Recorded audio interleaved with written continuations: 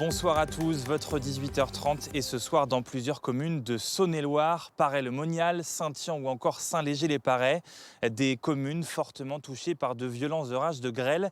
C'était, souvenez-vous, en juin dernier, des images impressionnantes, des toitures dévastées, des voitures cabossées et 5 mois plus tard, ces dégâts sont encore, vous le voyez, bien visibles. Alors tout au long de cette émission, on va être aux côtés de ces sinistrés, mais avant ça, on se rappelle de ces images, c'était le 21 et 22 juin dernier. Les flammes consument encore la paille, sous la surveillance des pompiers mobilisés depuis le milieu de la nuit. En plein orage, ces hangars agricoles ont été frappés par la foudre. Une centaine de tonnes de fourrage est partie en fumée. Près de 2400 impacts de foudre ont été recensés en Saône-et-Loire sur les dernières 24 heures. La grêle aussi s'est abattue sur la région durant la nuit.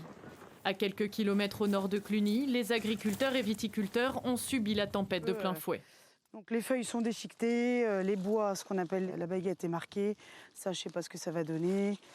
Les raisins un peu touchés aussi. On ne sait pas comment ça va évoluer parce que les impacts après, quand la baie grossit, on ne sait pas trop si elle va se vider, si elle va se sécher, si elle va grossir avec la nécrose. Chaque année, on dit que c'est une année exceptionnelle, mais là, de nouveau, encore un aléa climatique qui pèse, qui commence de peser, quoi. Impossible de chiffrer les dégâts pour l'instant, il faudra attendre que les fruits se développent. On commence cette émission à l'hippodrome de Paray-le-Monial qui, comme toute la commune, a été violemment touchée par ces orages de grêle. On est avec le vice-président de l'hippodrome, bonjour. Bonjour. On va aller voir justement ces dégâts qui sont encore bien visibles, je crois. Bien sûr. Alors qu'est-ce qu'on voit? Eh bien, vous voyez nos toits qui ont été massacrés donc, le soir du 21 juin.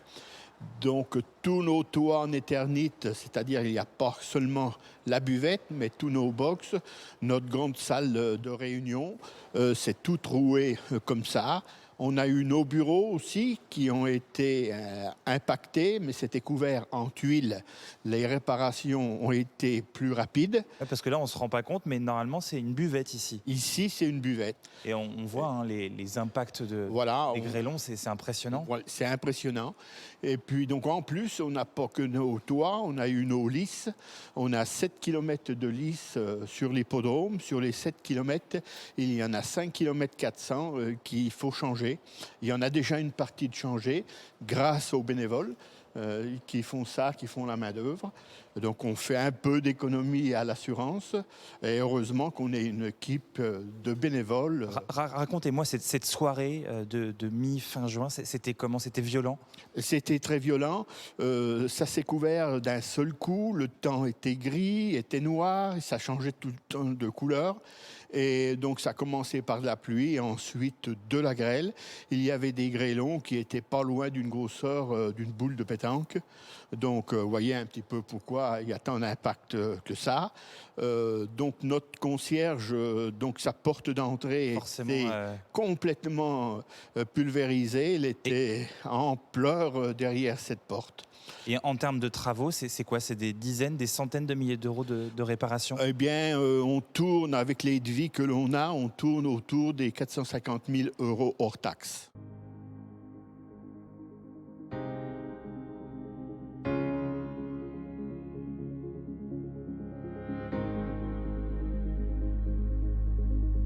Vous me parliez justement de ces lisses, ces barrières de sécurité. Ça a été un gros travail de les réparer. C'était un gros travail. Voilà, il a fallu tout les changer. Vous voyez, donc c'est tout fait. Ça a tout été fait grâce aux bénévoles. Nous avons une petite soixantaine de bénévoles. Et sur les 60, il y en a 20 qui sont toujours prêts à venir. C'est combien de kilomètres de barrières qu'il fallait réparer? 5 km 400. Ouais, sur les 7 km, 5 km 400 qu'il y a fallu changer.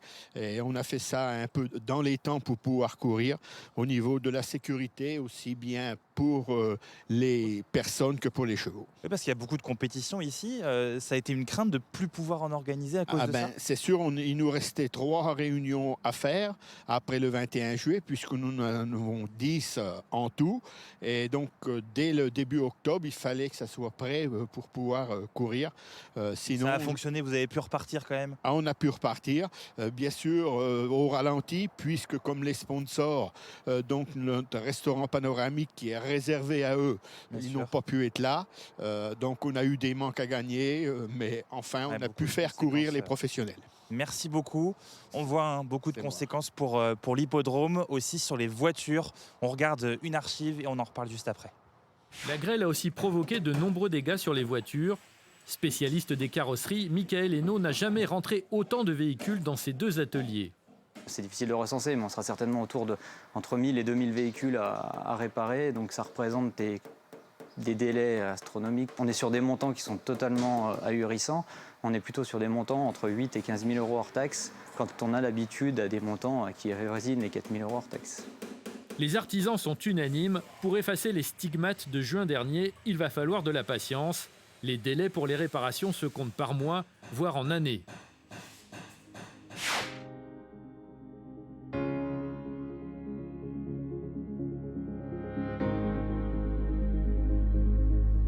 On retrouve Michael Hainaut qui nous avait parlé il y a quelques mois. Bonjour. Bonjour. Il y a encore beaucoup de travail, j'ai l'impression. Ouais, on est dans le dur, hein. Ça fait déjà quelques mois et ça va durer quelques mois encore.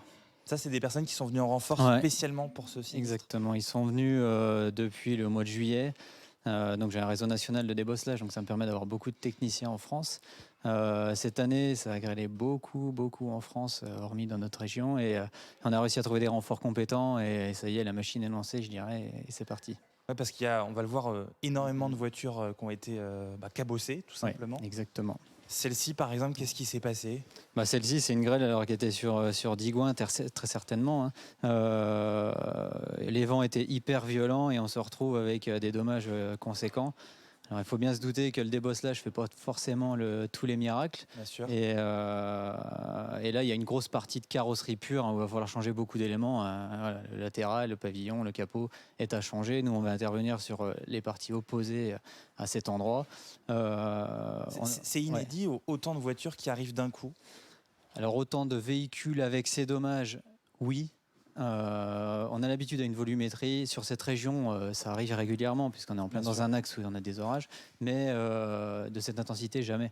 Jamais. Et on avait beaucoup de véhicules qui étaient non roulants.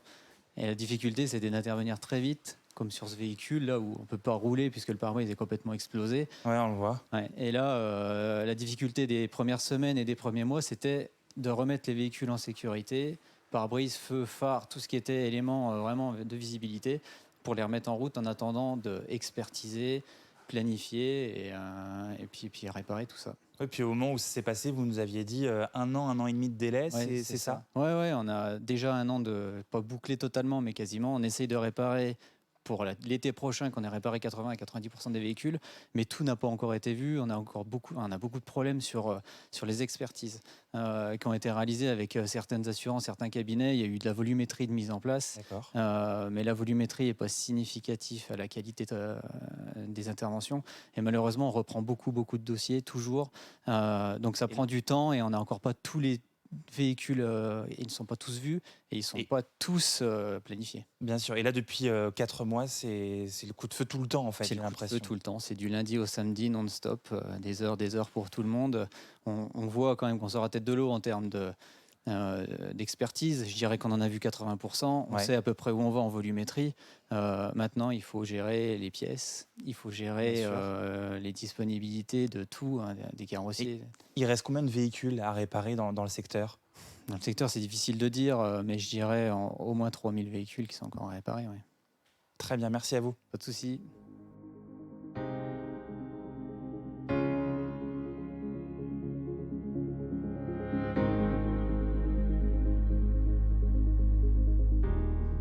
Des dégâts, vous l'avez vu, dans cet hippodrome pour les voitures, mais aussi pour les maisons. Il y en a eu beaucoup qui ont eu beaucoup de dégâts. Bonjour, Bonjour. vous êtes un sinistré plutôt content aujourd'hui. Vous venez de recevoir ces tuiles. Oui, effectivement, ce matin à 8h30. Donc très content, oui. Depuis 4 mois et demi, on les attend avec impatience. Donc oui, Ah, parce qu'il y a beaucoup de dégâts chez vous. beaucoup de dégâts, un petit peu de dégâts. Il y en a certains, c'est encore plus sinistré que moi, hein. Qu'est-ce qu'il y a eu ici? Donc ici, en fait, le toit, tout l'avant du toit est parti. Donc en fait, on s'est retrouvé avec à peu près 900 tuiles par terre. D'accord. Donc, écoutez, le garage a été touché, la chambre de ma fille. Donc, en fait, les plafonds sont percés. Voilà. Donc, par les tuiles, par le fait que les tuiles soient tombées à l'intérieur. Et là, on est 4 mois après et c'est toujours comme ça? Oui, c'est toujours comme ça. Oui, malheureusement, on a eu beaucoup de peine pour avoir l'expert, pour avoir les artisans, pour avoir le couvreur, surtout le couvreur. C'est là où c'est le plus compliqué. D'accord. C'est long cette attente, j'imagine. Très long, c'est pénible. C'est surtout tous les jours, vous vous demandez si les bâches vont résister, puisqu'il y a 2 bâches, voire 3 bâches les unes sur les autres. Et donc là, on est dans la chambre de ma fille. Donc vous voyez, le plafond est percé. Le un fait trou béant. de tuiles qui sont tombées. Donc quand il pleut abondamment, ça coule dans les seaux. Que vous voyez là au sol. On a du mal à s'imaginer qu'ici, c'est la chambre de votre fille. Oui, écoutez, ça l'est quand même, malheureusement.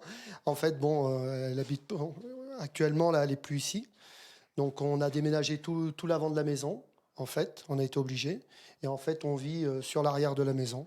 Et on est en attente, voilà. C'est quoi votre sentiment aujourd'hui? C'est la colère, c'est quoi? Non, c'est de voir que en fait, vous êtes seul, vous êtes abandonné, hein, que ça soit par l'État, que ça soit... Vous êtes sinistré, et en fait, il faut vous débrouiller par vous-même. Heureusement qu'il y a eu un collectif de voisins, on s'est entraidés. Ouais, c'est beaucoup d'énergie dépensée pour Alors, ça. tous les soirs, il faut vous mettre devant votre écran pour les mails, il faut prendre le téléphone, il faut appeler les cellules, parce qu'il y a une cellule de la communauté de communes qui existe. Donc, il faut les appeler. Il faut vous déplacer à votre assureur. Mon assurance, malheureusement, ils avaient été également touchés. Donc, ça a été aussi au départ compliqué pour les avoir. Ouais, c'est usant tout ça. Oui, c'est fatigant. Oui, très fatigant. Moi, encore, ça va, mais mon épouse, elle n'a pas bien dormi les premières nuits. Elle l'a très mal vécu. Donc, et puis bon, voilà. Après, on s'entraide. Bien donc, sûr.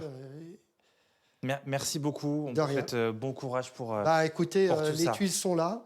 Donc, normalement, dans 1 semaine et demie, le couvreur va venir. Après, une fois que le toit est fait, c'est le plus gros. Eh Voilà. ben, on vous le souhaite. Merci. Beaucoup et merci à vous de nous avoir suivis. Tout de suite, c'est votre rendez-vous chez vous, puis votre journal. Belle soirée sur France 3.